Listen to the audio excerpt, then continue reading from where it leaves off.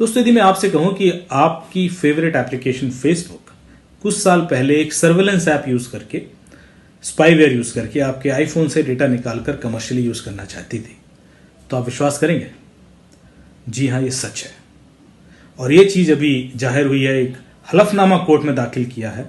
एक Israeli company है NSO organisation, उसने कैलिफोर्निया कोर्ट में हलफनामा दाखिल किया है कि फेसबुक 2017 में उनका स्पाईवेयर पेगासस खरीदना चाहती थी। और NSO ने इसलिए नहीं बेचा क्योंकि वो पेगासस सिर्फ गवर्नमेंट ऑर्गेनाइजेशन को बेचते थे और एक प्राइवेट ऑर्गेनाइजेशन चूंकि खरीदना चाहती थी, इसलिए वो डील नहीं बन पाई। अब इसको जानने के लिए थोड़ा सा एक साल पहले चलते हैं और इस पूरी कहानी को समझने की कोशिश करते हैं। पिछले साल मई में आपने एक न्यूज सुनी होगी, काफी हल्ला हुआ कि एक मिस्ड कॉल के थ्रू आपका पूरा फोन हैक हो सकता है। और उस समय आपने इस टूल के बारे में जाना, पेगासस पिक्चर में आया कि भाई एक पेगासस करके स्पाईवेयर है जो एक मिस्ड कॉल के थ्रू व्हाट्सएप पे एक मिस्ड कॉल आएगी और आपका पूरा फोन हैक हो जाएगा। आपका वो कॉल भी सुन सकते हैं, आपका डेटा चला जाएगा और बाकी एप्लीकेशन पे आप क्या करते हो वो भी वो देख सकते हैं।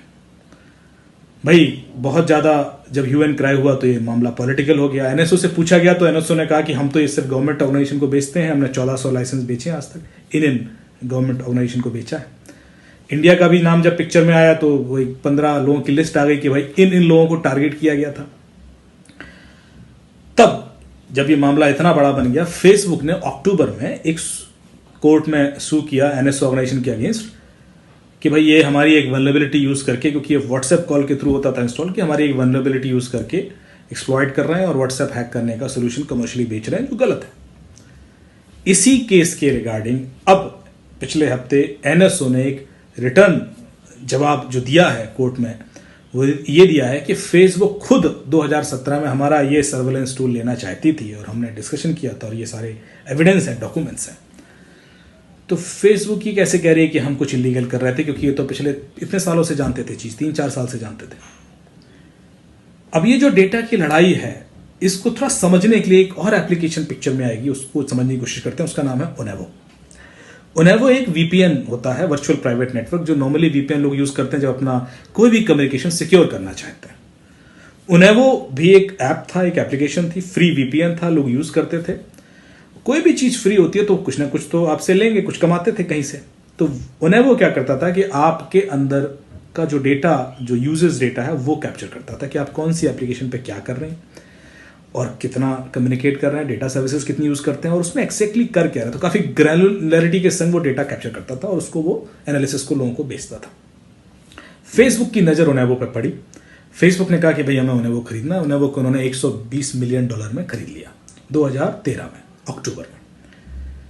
इस Onavo के कारण ही व्हाट्सएप की वैल्यूएशन $19 बिलियन हुई, क्योंकि Onavo के थ्रू फेसबुक को यह पता पड़ा कि व्हाट्सएप का तो इतना यूज है मार्केट में, जो उसकी बाकी कॉम्पिटिटर चैट मैसेंजर कंपनीज हैं उसके मुकाबले व्हाट्सएप 3 गुना ज्यादा यूज होता है, क्योंकि Onavo ने वो डेटा दिया। तो फरवरी में 2014 में व्हाट्सएप बिका, $19 बिलियन उसकी वैल्यूएशन हो गई। सो Onavo का बेनिफिट व्हाट्सएप को हुआ। अब Onavo के थ्रू एंड्रॉयड पे तो वो काफी सर्वेलेंस कर पा रहा था फेसबुक, लेकिन आईफोन पर काफी रेस्ट्रिक्शंस थी।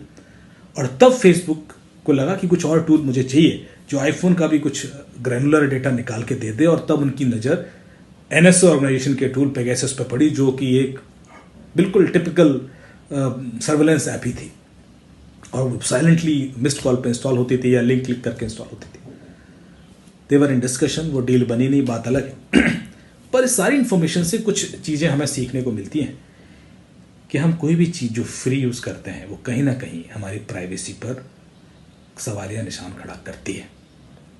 जब फेसबुक जैसी क्रेडिबल एप्लीकेशन के साथ हम भरोसा नहीं कर सकते, तो बाकी जितने गेम्स हैं, यूटिलिटीज ऐप हैं, हम उन पर इतनी आसानी से कैसे भरोसा कर लेते हैं? इसी सवाल के साथ मैं कुछ और सवाल छोड़े जा रहा हूं। बहुत बहुत धन्यवाद।